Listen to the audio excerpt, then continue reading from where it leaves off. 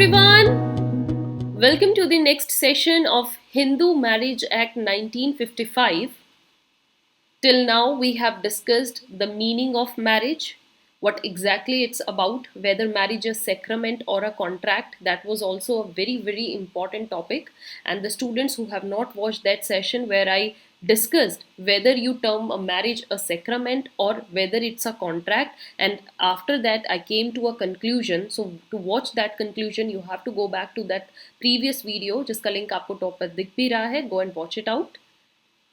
Now, in this session, coming further, I am going to discuss with you certain ceremonies and registration of marriage. It's very, very important, dear students, to know what are the ceremonies that are involved if you are performing a marriage under this act, and what ceremonies are considered necessary.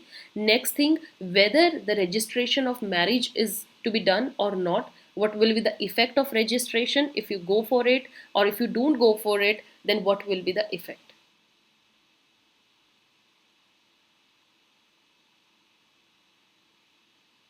So for this, you have to listen the whole session, stay alert, and you can make your own notes with me. This is the official mail address through which you can get in touch with us, and this is our contact number. You can freely ask us if you have any doubt, any queries. Coming to the very first thing, dear students, what are the certain ceremonies for a Hindu marriage?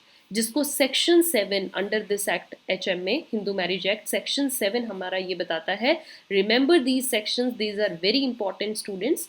Section 7 is about ceremonies for a Hindu marriage. So what this section 7 says, if there are certain religious ceremonies, अगर आपके religious कुछ ceremonies हैं जो कि एक विवाह को संपूर्णता करार करती हैं, the observance of such ceremonies cannot be overlooked. You cannot escape those ceremonies. You have to perform your marriage according to that only. Okay, so by application of doctrine of factum valid means that yes, you have performed your valid marriage through taking these ceremonies या through performing certain process, और उस process की नज़रिए से आपकी marriage एक valid करार हो जाएगी अगर आपने उसी ceremony के according किया है, if other terms and conditions are also appropriate.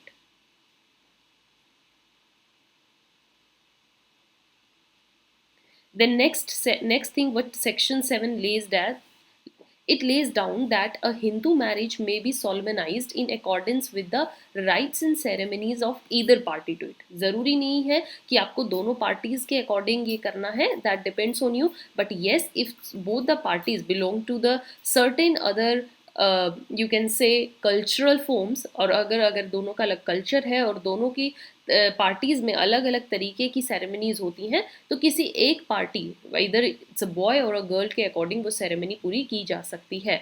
The word may hair, जहाँ पर मैंने ये लिखा है ना, it lays down that a Hindu marriage may be solemnize. This may be, may here word implies must, means you have to follow at least one party's rights and ceremonies, जो उनके वहाँ पर जैसे तरीके से विवाह संपन्न होता है आपको उसी की तरह वो करना होगा. एक पार्टी की तो एटलीस्ट आपको जो यू कैन से सेरेमनीज उनको फॉलो करना होगा. For example, if a person belongs to a northern state and if he the girl belongs to a Bengali state, so वहाँ पर क्या होगा, बंगाल में कुछ सेरेमनीज अलग तरीके से होती हैं, whereas if we see from the point of view of boy who is from northern state, वहाँ पर अलग तरीके से होती है. तो जब आप एक मैरिज के सेरेमनी को परफॉर्म करोगे तो आपको किसी भी तरीके से वो पूरी कर सकते हो, either from the Bengali point of view और from the northern point of view, but at least one thing you have to do. That's why here I said it's a must thing.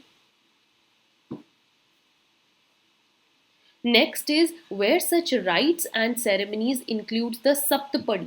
अगर आपकी किसी की भी पार्टी में ये होता है saptapadi, saptapadi means 7 steps, that is taking of 7 steps of the bridegroom and the bride jointly. जब दोनों 7 steps लेते हैं before a sacred fire के सामने, ठीक है, sacred fire you know that, जिसको हम फेराज भी बोलते हैं. So the marriage becomes binding when that 7th step is taken. So these are certain ceremonies which are to be performed while you are conducting a Hindu marriage as per section 7.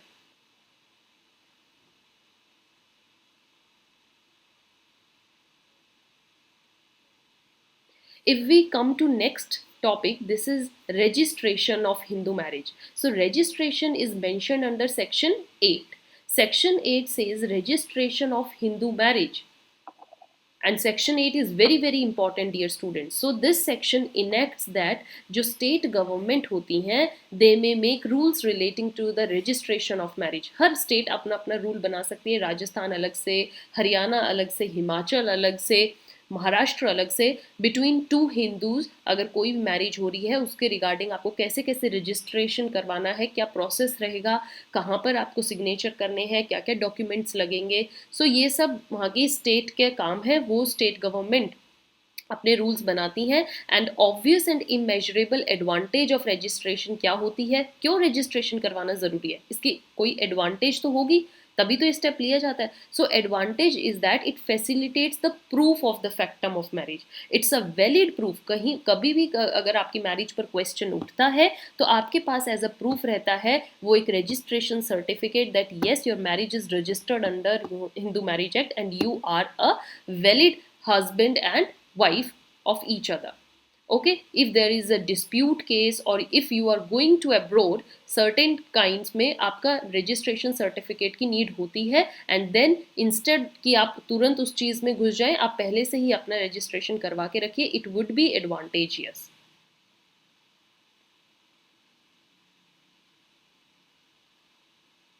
Next, the act does not lay down any rules relating to registration. Yes, यहाँ पर ये नहीं है rule है कि आपको करवानी ही है, but just it empowers state government. State government को एक पावर दी गई है कि आप अपनी अपनी स्टेट्स में रजिस्ट्रेशन करवाने के लिए रूल्स रेगुलेशन बना सकते हैं. Plus it also empower state government that in its direction कि आप सर्टेन रजिस्ट्रेशन को कंपल्सरी कर सकते हैं. ये आपके गवर्नमेंट पर डिपेंड है, आपके स्टेट पर डिपेंड है. The rules of frame must not in any manner be contrary to any provision. जो भी रूल स्टेट गवर्नमेंट बनाएगी वो हिंदू मैरिज एक्ट के अकॉर्डिंग कॉन्ट्रैरी नहीं होनी चाहिए. अगर कोई कॉन्ट्रैरी है मीन्स कोई इसके अगेंस्ट है तो वो अल्ट्रा वायर्स करार कर दिया जाएगा और उसको हम बाइंडिंग नहीं मानेंगे.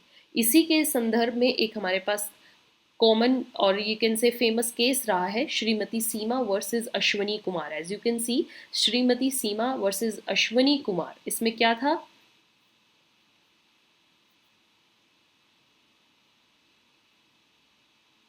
Supreme Court ordered compulsory registration of marriage irrespective of religion.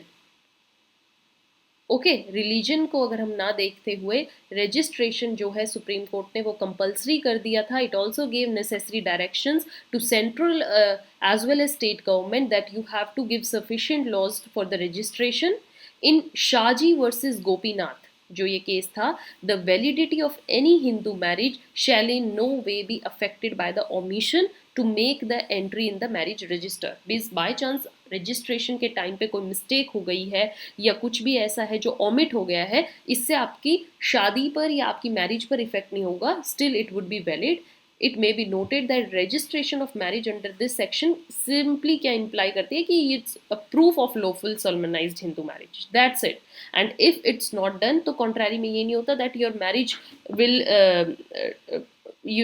will be considered invalid. No, it's not have any effect on the celebration or you can say ceremonies of marriage, existence of marriage particularly. So if there is no marriage, the registration certificate as such cannot validate the marriage. Yes, marriage ही नहीं होगा तो registration certificate उसको validate करार नहीं करता है. So it's just a proof.